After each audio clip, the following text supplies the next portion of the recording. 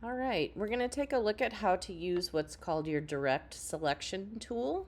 We're going to start by creating a shape here. And I'm going to do a click and drag. That might be a little bit hard to see, so I'm going to go ahead and reduce that stroke. And I think I'm just going to go ahead and make that stroke so that it has, I'm just going to change that color to black.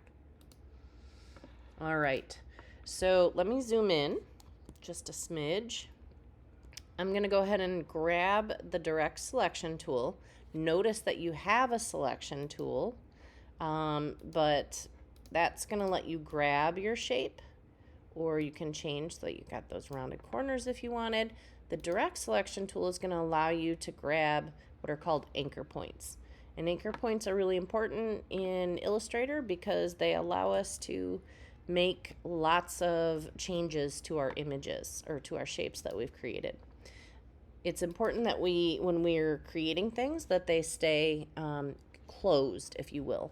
So it's not good practice to use this tool to like delete an anchor point, although sometimes you may end up doing that. So here we go.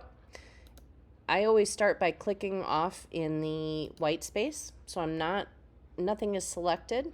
I'm gonna set up so that the tip of my mouse hovers over the path, and notice that word path pops up. I'm gonna single click, and I get these anchor points that show up that are hollow. If I click in the wrong spot, it's gonna change all of them, and I would end up moving it, so it would act like the regular selection tool. So again, I'll click off in the white space, single click on the path, and then I can grab the anchor point and I can make adjustments to it.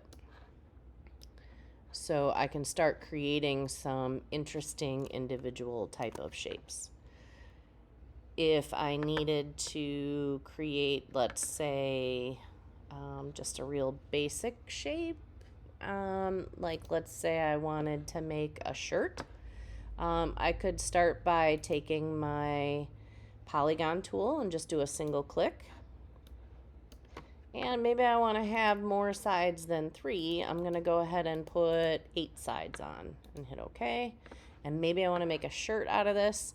I will get my direct selection tool, and I can kind of go along, and I'm going to say this is the neck. This is going to be my sleeve. This is going to end up being like where my armpit is, if you will. Same thing here, and then this one's going to go in here.